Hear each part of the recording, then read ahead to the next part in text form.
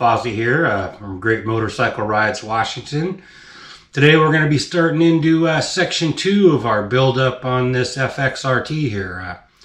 So you saw the motor was seized up and had to actually get down there and remove it from the frame. So part 2 today, or this couple days. Just got my engine stand here from TC Brothers. So we're going to go out and get this engine stand mounted down and get the motor mounted to the stand and start pulling the jugs off this thing and see why this motor won't turn over. So hopefully we'll get some answers here in a few minutes.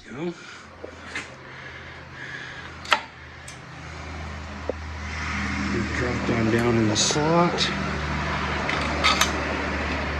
Dropped on down in the slot. You got the front two. They're all bolted down.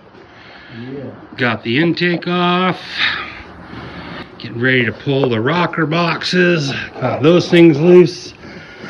Donnie's boxing up the parts that hold the motor and the bike. We'll see what we got here.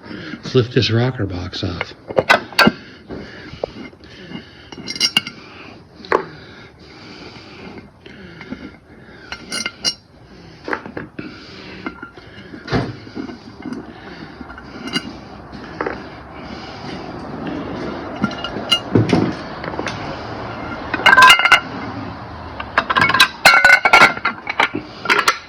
Looking pretty clean up here.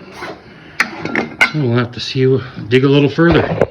All right, well here we go. We got the front jug off.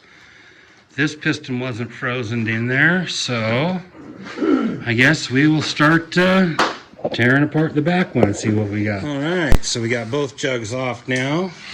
This thing rotates freely, as you can see. Everything looks okay so far. So hopefully this is just going to be a jug kit and maybe a lot of cleaning. I can show you, there's this back cylinder that was froze up. You can see the big line down in there where the piston rings rusted to the cylinder walls.